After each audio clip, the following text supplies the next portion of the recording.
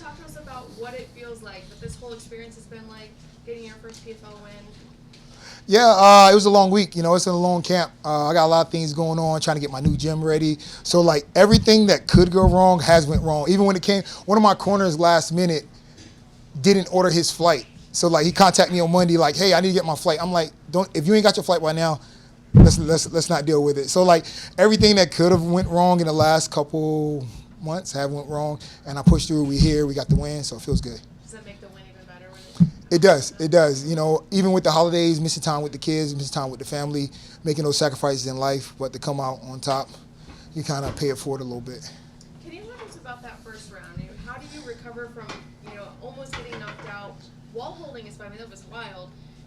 What goes through your mind? How were you able to dig deep and come back and win that fight? It's funny, like, when I fought Ian Heinisch, I did the same thing. Like, I'm really good at, like, running the pipe, and when guys against the cage, I'll drop down to a single and high-leg-it. And guys start punching there now. They don't want to get taken down. I guess guys don't want to go to the ground with me because they know, I'm probably going to keep him there for a little bit. So he started punching, caught him with some punches, and I had to recover quick. Thank you. And then Derek, right here, man, congratulations, man. It's nice to see you back in the win column. So I know you're a betting man, and you were the underdog this fight, man. People were writing you off. So how does it feel to, like, prove to the public that I'm not done? I'm Dereke Brunson, still here? Yeah, for sure. I put in a lot of work. The biggest takeaway from this fight was to go a good 3 rounds, and at the end, I wasn't breathing hard, I wasn't tired. This is the first time in my career where I was super motivated to run, 10 to 15 miles per week, every single week for the last, 8 weeks. Before, from wrestling, the doctor's like, hey, maybe you should do strength and conditioning, other stuff instead of, doing so much road work. But, for me, in these high-level fights, you have to do road work. And so I really dedicated my time to that. Every morning I'm getting up, hitting the road and really pushing through with my cardio. So even though I didn't get to finish, I'm still pleased with, I was able to go 3-4 rounds. If I would have did that in my last 2 fights, I would have won those easily if you go and watch those fights, so. And then also I want to touch on, you talk about the gym that you have, Brunson MMA and Fitness. As a fellow NC native, I really respect what you're doing because we don't really have a lot of gyms out in NC. And how does it feel really, because you're towards the tail end of your career, to kind of jump into that mentorship role for younger fighters? Yeah, it feels good, I learned a lot of things by myself and on the fly that these guys train at my gym, they have no clue. And the stuff I hear them say is like, oh, I thought that when I was younger too, but I was way more ahead of you guys. So yeah, just kind of giving back and teaching these guys the way, and even when it comes to business, when it comes to entrepreneurship and stuff like that. I got guys that's fighting on a high level that I manage, and I'm teaching them guys how to buy houses, stuff like that. Instead of blowing all your money, now you're fight to fight. So.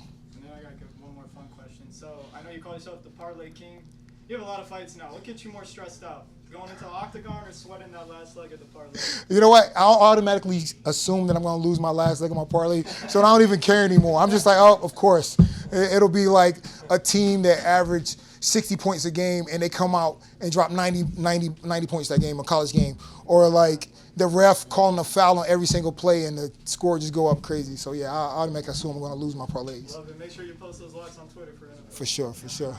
Derek, what was the biggest difference from fighting in the PFL Smart Cage to fighting in the UFC like you've been for most of your career? It felt good in there. They got these little things that tell how fast you punch, how many punches. I think that's pretty cool. It felt good just to be in there. I watched it on TV, and to actually get that experience was good. So you landed a big barrage of punches throughout most of the end of the first round. Do you think the fight should have been stopped at any point, or do you just think he was actually still in there and still kicking? Yeah, I think it should have been stopped, but I mean, it wasn't. So he proved that he can keep going.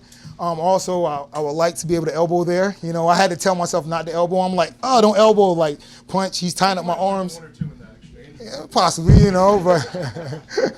Awesome performance. Thank you. Derek, congratulations on your win. So obviously you transitioned over to the PFL, and you naturally could be at 185. So obviously you don't have a 185 division. Just talk to me about preparing yourself to go compete possibly in the 205 division. Yeah, that's not cutting weight, which is always good. But with the acquisition of Bellator, the 85 is inevitable for them to have. So there's some options there. I guess going into the future, we'll see what happens. Jake Paul, he called me out a couple years ago, and now we're in the same promotion. So you never know. I mean, he liked the older guy, so I'm right here for him. And you talk about mentorship as well too. Of course, younger fighters teaching them how to manage their money, how especially us in the African community. That's a big thing we're trying to learn about. So talk to me about mentoring these younger people about that. Yeah, it's just for instance, I got a fighter, Vitor Petrinho. I don't know if you guys heard of him. I managed him. I started managing him when he was 3-0. Now he's 10-0, 3-0 in the UFC. And after his first fight, I'm like, hey, buy a house. He bought a house. And then after that, I'm like, buy a car. He bought a car. So now he have all these things, so it's not stressful. Like, he don't have to fight. I'm like, you want to fight? Or he get a short notice fight, talk to his coaches. He's like, let's get a camp, you know. Whereas if a guy is not managing their money properly, they're like, oh, I got to fight because I spent all my money, because it's not that much money and I just started my career. So, like, he's not having those type of problems because he learned how to manage his money, put money aside, not spend all his bonuses, buy houses, you know, so he's not stressing about stuff like that. Now, Derek, with all that ground control you had, were you surprised that you couldn't get the finish? Because you were down there for a long time, and it seemed like you were looking for that punch, but it wasn't there at the moment, and you didn't want to force it. Now, were you surprised with how long it took? Because it took, 15 minutes, right? Yeah, for sure. Again, my debut, so I wanted to make sure that I get the win, you know. It was certain things that I could have went for. I tried to go for the twister late in the, I think, second round, whatever. So it was things I was trying to open up. You know, he's a short, stocky guy, so, like, it's hard to kind of, like, open him up. Only thing was with punches and stuff like that. I'll try to get underneath that chin, but he was just, like, tucking his head. And I guess when you can't elbow, you're like, yeah, you can just kind of, like, trap the arms and, you know, kind of stall out the punches a little bit. But I think, you know, going forward, we'll definitely find a little bit more openings there. Awesome, good. Derek, now North Carolina MMA has been on the rise. Do you have any younger prospects that the world doesn't know much about that you want to give a shout out to, or you think is going to really thrive in the future? Yeah, for sure. I got a kid that's been training with me since he was about 15, and he's 18, 19 now, and he's 1-0 as a pro. He's kind of like Roy McDonald, little short beach-looking white guy that you probably think you'll whoop his ass, but, like, he's super tough, and I love the kid. He's been working hard, and he got a younger brother who's like 13, who's like really good with, like, amateur boxing. You know, he's same thing. And so I got these guys coming up, and then I have a heavyweight prospect too. He's about 25 years old. He's 3-0 as a pro. So we got a couple guys out of North Carolina scene that haven't been heard up that's coming up.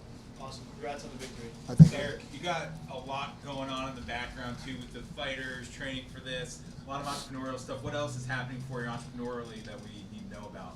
Well, the gym. So my gym is in the mall. So, like, right outside of my gym is Dillard's. You know, you got Shoe Carnival, like in a big, like, strip mall or whatever. So trying to get that ready, everything that could go wrong went wrong. When it comes to the HVAC, to the bathroom, to the mats, to the equipment. So just trying to manage that and everything else going on, you definitely got to be very organized. I kind of, like, tell my gym manager, you handle this, I'll deal with it when I get back. I'm going to trust that you make the best decisions while I'm not here, you know. So just got to kind of put people in their rightful spot. Great, congrats. Thank you. Not pertaining to the gym, but pertaining to the fight week and the camp, you said that everything that could go wrong went wrong. How do you manage to stay, like, fully focused on the task at hand and overcome that adversity? Yeah, you know, that's life. That's life, you know. Obstacles come up, things come up, so you got to keep pushing and trying to make the best of the situation. And that's been my whole life, you know. I was trying to make best of bad situations. Mm-hmm. And the last one, you clearly have a lot left in the tank, but you've achieved so much in this sport. So I was wondering, when you and the UFC parted ways, was there any part of the thought process to call it a career, or did you feel like you still have more left to prove? Well, no, so, like, me and the UFC parting ways, it wasn't they let me go. It was more of, like, I wasn't really finding much motivation over there in the fights, you know. I really wanted something new. So it was kind of like me asking for my release, and they granted it, you know. Again, I just needed a new scenery, a new goals, like something new to get me excited. Something that's going to make me want to get up and run 10 miles when I hate running, you know. So coming to PFL did it for me. Dereke Brunson. Yeah, absolutely. Derek, one question. How would you see a potential fight against Bellator champion Johnny Evelyn? Johnny Evelyn? Yes. Beat him up? Nah, Johnny Evelyn's a tough guy, you know. I watched his fights. You know, I'm a guy who watched a lot of MMA, so I've seen him in the past. He's undefeated, I believe. So, yeah, that's a nice challenge, you know. I don't see him beating me, but, you know, I think it makes for a good fight. He's definitely a tough opponent. We have to break it down and see what's for the future. Thank you very much. Thank you. I've just got one follow-up on the mall question. Do you have people just walking by and stopping and watching what you guys are doing in there? Is it open yet, I'm assuming?